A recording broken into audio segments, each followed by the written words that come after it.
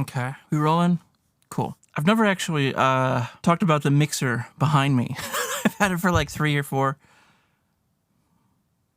months. I've had it for 7 months. Thinking about this on the way to work here, and why did I start messing with this mixer? It's an old Soundcraft Spirit 8. But why did I bother? Right? Like, why did I bother? And I was thinking about learning and just this idea of understanding the stuff that you don't know. It was a chance to learn something, right? Like it's a different way of working. Here in the DAW, it's a very kind of standard way of working. I have mics, they go in here, they come out here, they go into the DAW.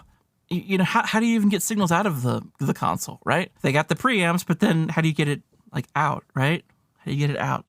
So this is a way of working in a different way, just mixing it up. And it's not necessarily that I want to associate myself with its coolness. Look at this. Look at me in front of this console. I'm associating my professionalism with the console behind me. This happens to have direct outs, so that's awesome. But maybe on some consoles, some places and studios, they don't, and they just use it limitations. If there's only 8 buses, it doesn't mean that that's not a legit way to get signals out. And that's what I was kind of thinking about this morning. Is okay, did I really just get a console to look cool so that I could associate myself with, I did it because it's just a different way of working. I want to understand the whole picture, And once you understand the whole picture, then you can zoom back into your respective place and understand, it makes more sense now that my built-in Motu DSP kind of mixer, it makes more sense that has 2 different outs, the main out and the monitor out, and that I can specify the difference, right? I didn't always understand that difference.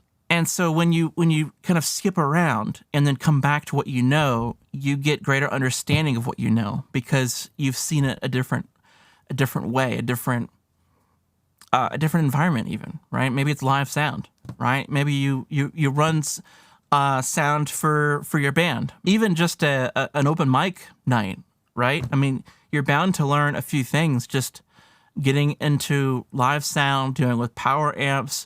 There's a point where I'm just how do I even hook up a power amp to a speaker? And I'm just amazed that at one point I didn't even know that, right? And as you skip around and do various iterations, various manifestations of the skill set, whether it's live music versus a studio or whether it's a radio broadcast, for example, you see different perspectives and it really opens your mind to things. Why do I have this mixer, right? And that's the big one. The second one is that you'd be amazed what you can do with a soldering iron, right? So many cool little things. And, so I was thinking, well, all these channels, I cracked this thing open, you can take them out, which is really cool because if I don't like the EQ, I could swap out the parts.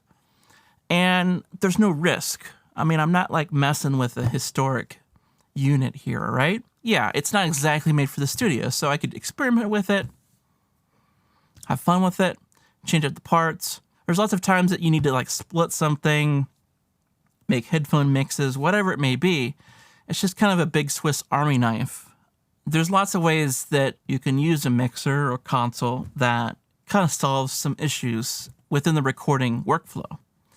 And without it, you just simply kind of find ways to get around it. I need to split something, so I'll make a mult at the patch bay. Or I need to make a headphone mix, well, I'll make it via the DSP mixer for my interface, So it's been fun. It's been fun to kind of play around with it and experiment with a different way of thinking. And that's been really important. What is it that somebody else does? How can I learn from them? Showing up to a situation, showing up to Eric Serafin's place and be what do you do? I already know the answer, but I'm asking these questions of so how do you do this and how do you do that? And actually playing dumb and just seeing how they would handle this or that. So yeah, let me know what you think of these ideas. I'm thinking for this Soundcraft, I definitely want to do a test recording, do some drums, guitars, try to do kind of a song to, I don't know, just kind of get the vibe of the sound of the mixer, and just trying to establish like a baseline for here's how it sounds like, and then, you know, if I want to do some mods to it or something, then I kind of have something to compare it to. I've only just, you know, very basic, you know, kind of test with it so far. A lot of line level kind of stuff into it.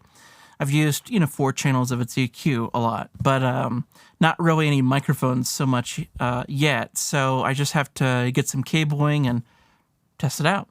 But yeah, let me know your thoughts on the video today. Talk to you soon.